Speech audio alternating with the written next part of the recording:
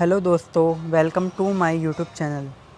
तो हम political science की फ़र्स्ट बुक का सेकंड चैप्टर कर रहे थे। ये इस चैप्टर का सेकंड पार्ट है। फ़र्स्ट पार्ट आपको प्रोवाइड करा दिया है, पहले आप जाकर उसे अच्छी तरह देख लें। तो दोस्तों स्टार्ट करते हैं सेकंड चैप्टर और कंटिन्यू करते हैं। तो दोस्तों पिछली वीडियो में लास्ट टॉपिक था दूसरी दुनिया के देश। अब इसके आगे का शुरू करते हैं। तो टॉपिक है साम्यवादी सोवियत अर्थव्यवस्था तथा पूंजीवादी जो अमेरिकी अर्थव्यवस्था है उसमें अंतर को देखेंगे। तो सोवियत अर्थव्यवस्था में पहला पॉइंट है, सोवियत अर्थव्यवस्था जो होती है उसमें राज्य द्वारा पूर्ण रूप से नियंत्रित अर्थव्यवस्था हुआ करती है, यानी इसमें सरकार का जो होता है काफ़ी दबदबा होता है। वहीं दूसरी तरफ अमेरिकी जो पूंजीवादी अर्थव्यवस्था है उसमें राज्य का न्यूनतम हस्तक्षेप ही देखने को मिलता है। ये अर्थव्यवस्था निजीकरण को ज़्यादा सपोर्ट करती है। दूसरा पॉइंट है, सोवियत अर्थव्यवस्था में योजनाबद्ध अर्थव्यवस्था होती है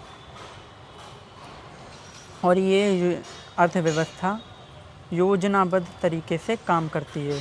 तो वहीं अमेरिकी अर्थव्यवस्था प्रतियोगिता पर आधारित होती है।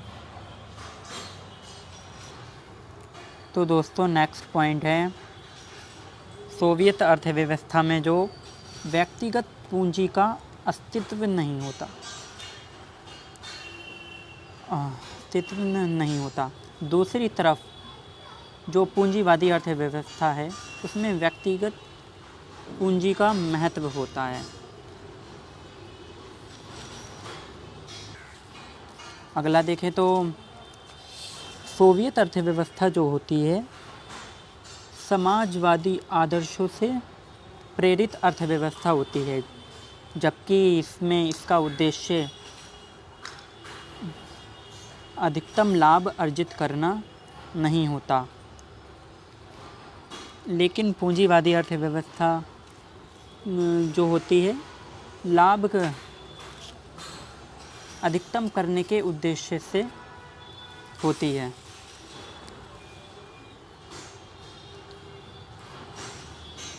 पूंजीवादी जो अर्थव्यवस्था होती है उसका उद्देश्य अधिकतम लाभ अर्जित करना है और इसका जो पूंजीवादी सिद्धांत है।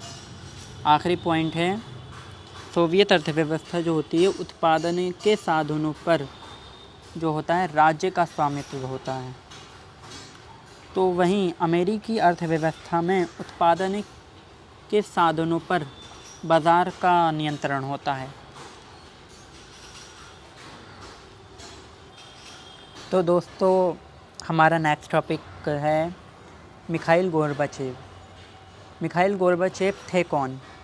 तो आपको बता दूं, मिखाइल गोर्बाचेव सोवियत संघ के आखिरी या अंतिम राष्ट्रपति थे।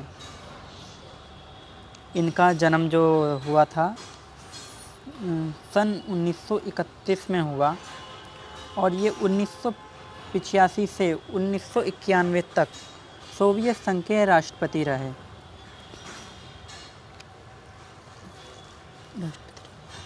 इनका नाम रूसी इतिहास में सुधारों के लिए जाना जाता है और इन्होंने पेरेस्ट्रोइका जिसका अर्थ है पुनर्रचना और ग्लासनोस्त जिसका अर्थ है खुलापन जैसे आर्थिक और राजनीतिक सुधार शुरू किए। तो दोस्तों हमने मिखाइल गोर्बाचेव को जाना, वो थे कौन? तो वो सोवियत संघ के आखिरी राष्ट्रपति थे। अब जानेंगे मिखाइल गोर्बाचेव की उपलब्धियाँ, इनकी क्या क्या उपलब्धियाँ रहीं।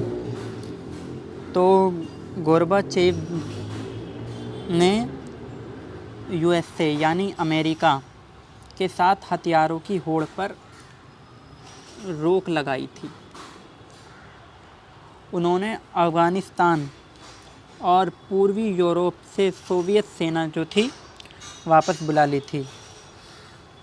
और ये अंतर्राष्ट्रीय तनाव को कम करने की दृष्टि से उनका एक बहुत अच्छा कदम माना जाता है और वे जर्मनी के एकीकरण में भी सहायक बने।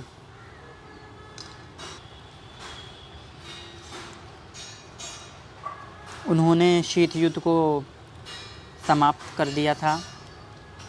उन पर सोवियत संघ के विघटन का आरोप भी लगाया जाता है। नेक्स्ट टॉपिक है दोस्तों हमारा सोवियत संघ में सुधारों के लिए गोर्बाचेव को बाध्य करने वाली परिस्थितियाँ। उनके सामने क्या क्या परिस्थितियाँ रही होंगी उस टाइम पे। तो पहला पॉइंट है, सोवियत संघ में धीरे धीरे नौकरशाही प्रभाव बढ़ता जा रहा था और पूरी व्यवस्था जो थी नौकरशाही के शिकंजे में फंसती चली गई, जिस कारण सोवियत प्रणाली सत्तावादी हो गई और लोगों का जीवन पहले से और ज़्यादा कठिन हो गया। तो दोस्तों दूसरा पॉइंट है कि सोवियत व्यवस्था जो थी उसमें लोकतंत्र एवं विचार की अभिव्यक्ति की स्वतंत्रता नहीं थी। अतः इसमें सुधार की आवश्यकता थी।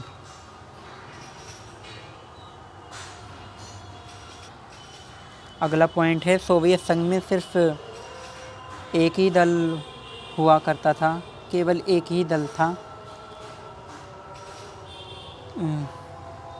और साम्यवादी दल का इसमें प्रभुत्व था और ये दल किसी के प्रति उत्तरदायी नहीं था। यद्यपि सोवियत संघ में 15 गणराज्य शामिल थे, परंतु प्रत्येक विषय में रूस को ही प्रमुखता थी और वहीं सब प्रकार के महत्वपूर्ण निर्णय जो लेता था रूस ही लिया करता था। इससे बाकी जो गणराज्य थे वो स्वयं को दमित और अपमानित समझा करते थे। तो दोस्तों नेक्स्ट है, सोवियत संघ ने समय समय पर अत्याधुनिक एवं खतरनाक हथियार बनाकर अमेरिका की बराबरी करना चाहिए, परंतु धीरे धीरे उसे इसकी बहुत बड़ी कीमत चुकानी पड़ी। हथियारों पर अत्यधिक खर्चों के कारण सोवियत संघ बुनियादी ढांचे एवं तकनीक के क्षेत्र में पिछड़ता गया।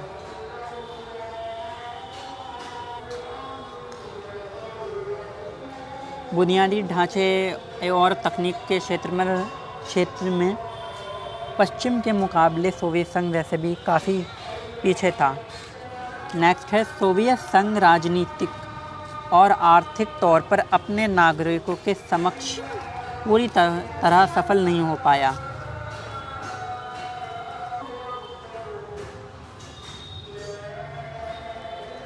सन 1989 में अफ़गानिस्तान में सैनिक हस्तक्षेप के कारण सोवियत संघ की अर्थव्यवस्था जो थी और भी कमज़ोर हो गई।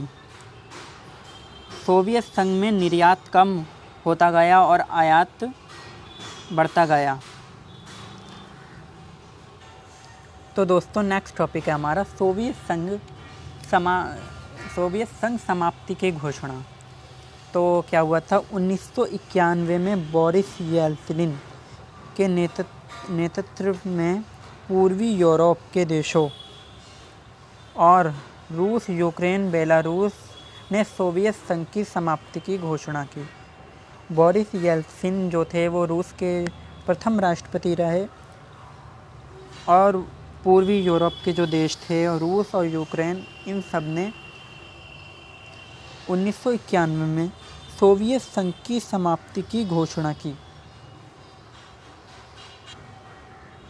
तो दोस्तों लास्ट बोल ठीक है, ये है कि सोवियत संघ का विघटन कैसे हुआ था। तो सोवियत संघ के गणराज्यों में चल रहे संघर्ष, यानी सोवियत संघ के जो गणराज्य थे उसमें कुल मिलाकर 15 गणराज्य थे, तो उनमें संघर्ष चल रहा था। तो इन्होंने सोवियत संघ के विघटन में महत्वपूर्ण भूमिका निभाई।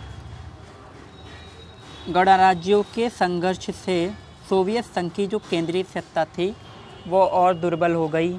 एक के बाद एक करके सोवियत संघ के जो गणराज्य थे स्वतंत्र होते गए और 25 दिसंबर 1991 को सोवियत संघ का विघटन हो गया।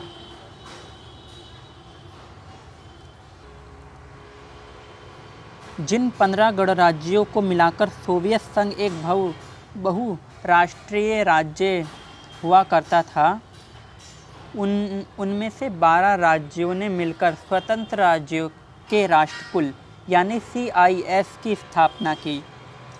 3 बाल्टिक गणराज्य लताविया, एस्टोनिया और लिथुआनिया उनमें शामिल नहीं हुए। तो दोस्तों आज के लिए इतना ही। ये हमारी इस वीडियो का लास्ट टॉपिक था। अगला पार्ट आपको जल्द ही प्रोवाइड कराया जाएगा। तब तक के लिए गुड बाय।